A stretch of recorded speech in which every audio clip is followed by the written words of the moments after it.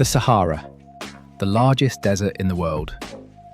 Every year, it reclaims dozens of kilometres from people. Fertile lands turn into sand. Millions of people lose their homes and food. To stop the desert advances, Africa began a project that at first glance seems incredible. 20 countries, 8,000 kilometres, from Senegal to Djibouti. Their goal? To build a wall. But not of concrete, but of trees. A giant green wall. The idea sounds grand, but does it work? And what happened to the desert after 20 years? Subscribe to the channel, it will be interesting.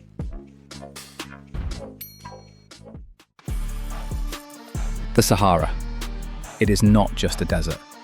It is the largest waterless space on the planet. Its area exceeds 9 million square kilometres. For comparison, that is almost all of China. But the most terrible thing is not its current size, but the fact that it continues to grow.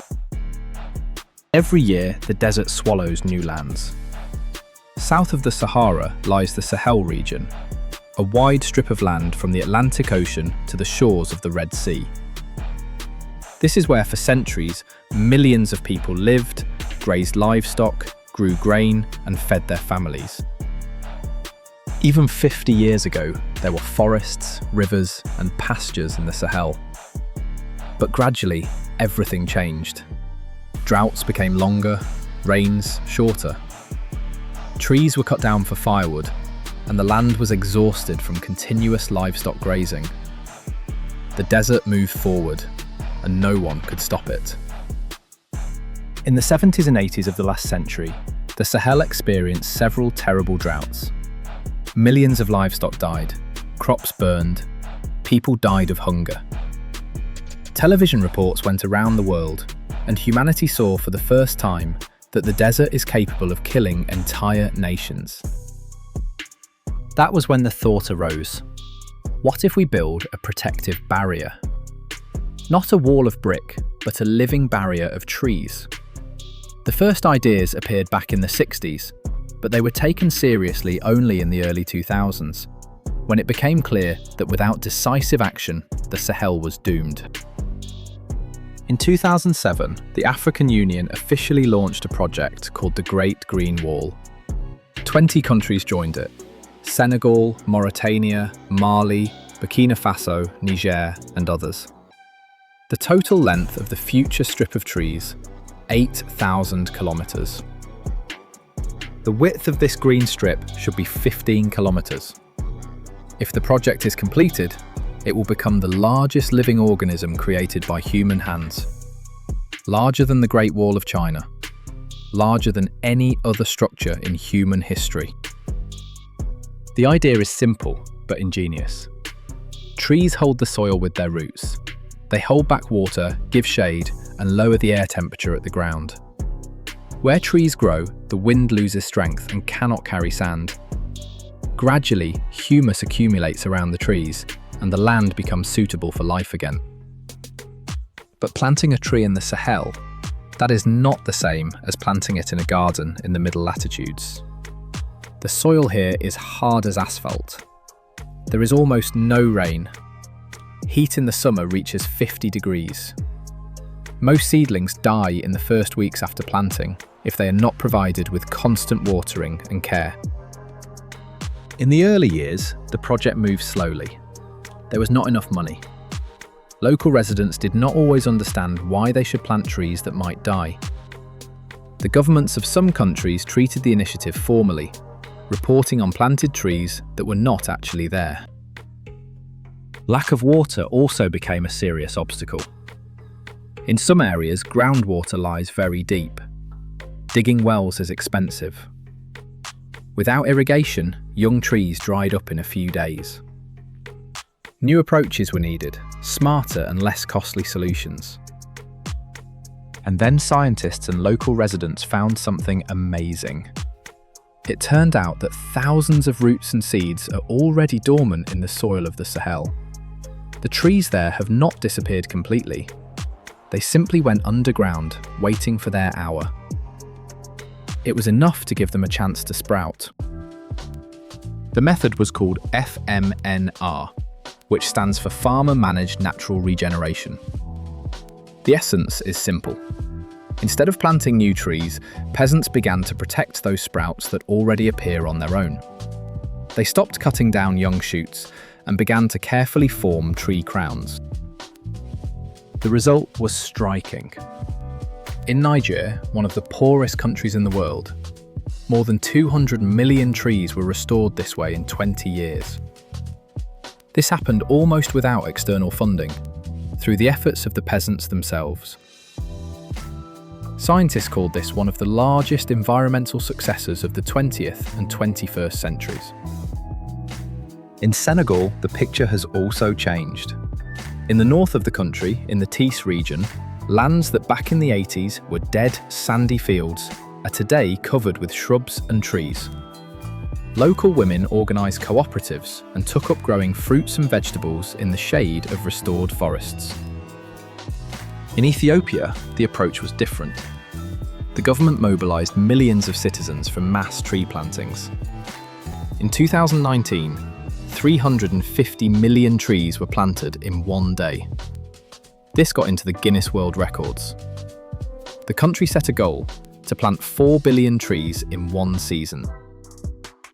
Of course, records are beautiful, but what matters is not the number of trees planted, but how many of them will survive. Critics pointed out that many seedlings in Ethiopia died due to a lack of care. Planting a tree and growing a tree, these are completely different things. The success of the project depends on what happens after planting. Scientists from different countries began to study what is actually happening along the route of the Great Green Wall.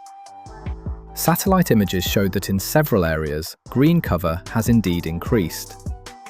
Especially noticeable changes were recorded in Niger, Senegal, and parts of Mali. But the images also showed alarming pictures. In some parts of Burkina Faso and Chad, the situation has worsened. Deforestation continues there, and new plantings do not have time to compensate for the losses. War, poverty, and instability hinder any long-term projects. Armed groups are active in northern Mali and in part of Niger.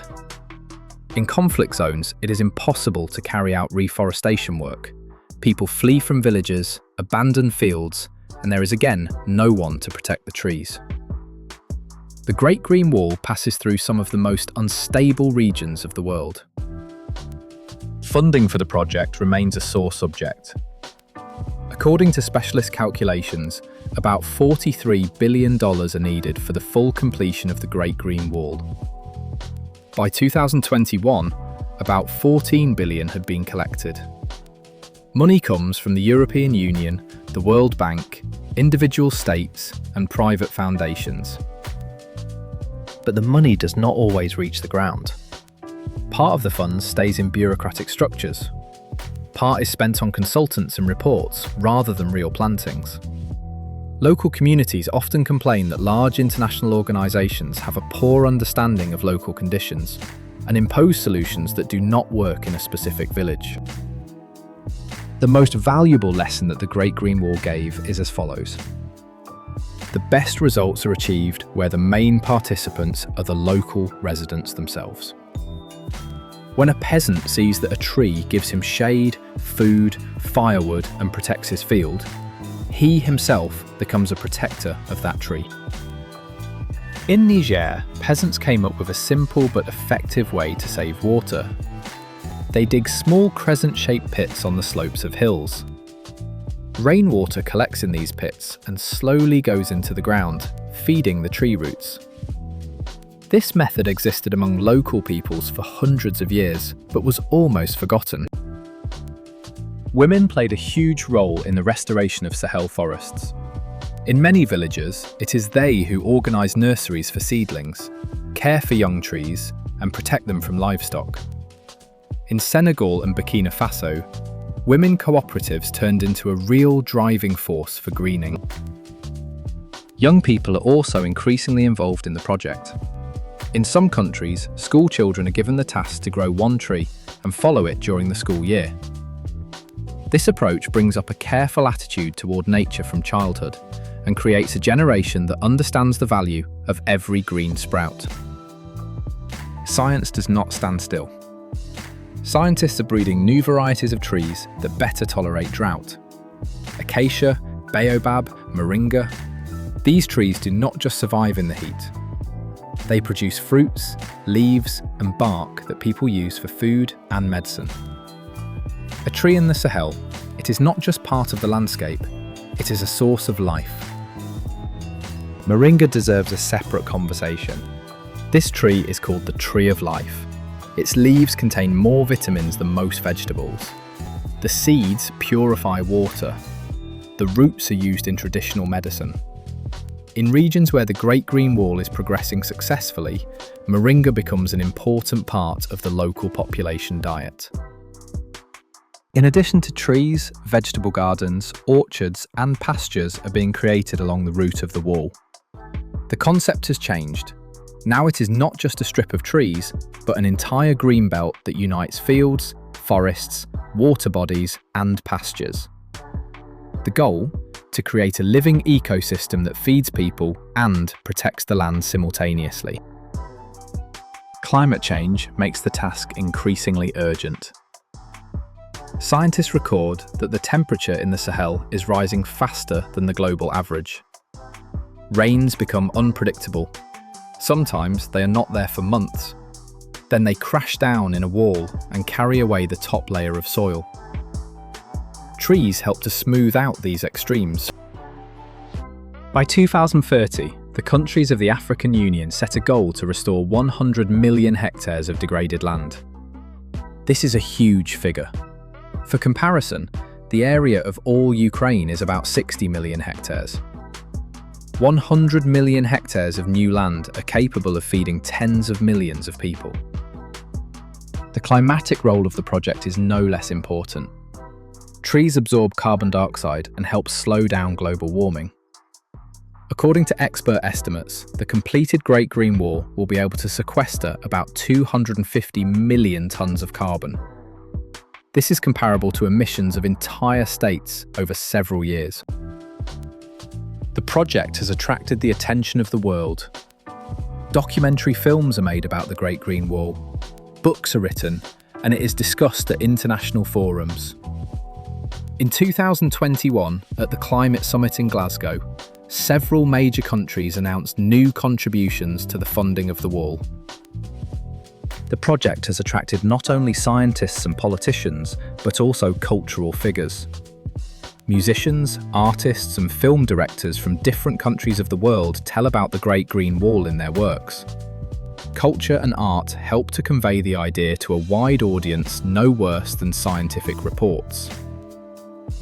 Today, according to organisations monitoring the project, about 20% of the planned territory has been restored.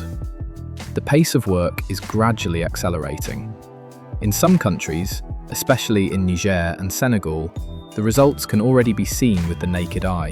Where 20 years ago there was sand, today there are trees. Local residents tell how life changed where the greenbelt has already appeared. Wells fill with water again because trees hold moisture in the soil. Harvests became better because trees protect the fields from hot wind. Children stopped suffering from dust storms that used to cover villages several times a year. One of the women from a village in Niger told journalists how she used to go for firewood for 5 kilometers and found nothing. Now trees grow right at her house. Such stories are not just beautiful words. This is proof that the project works where it is given the opportunity to work. Of course, 8,000 kilometers in 20 years cannot be completely built. The scale of the task is enormous. But it is important to understand, the Great Green Wall has already changed millions of lives. Even if it is never completed fully, what has been done already has enormous value. Parallel to the Great Green Wall in Africa, dozens of similar initiatives are being implemented.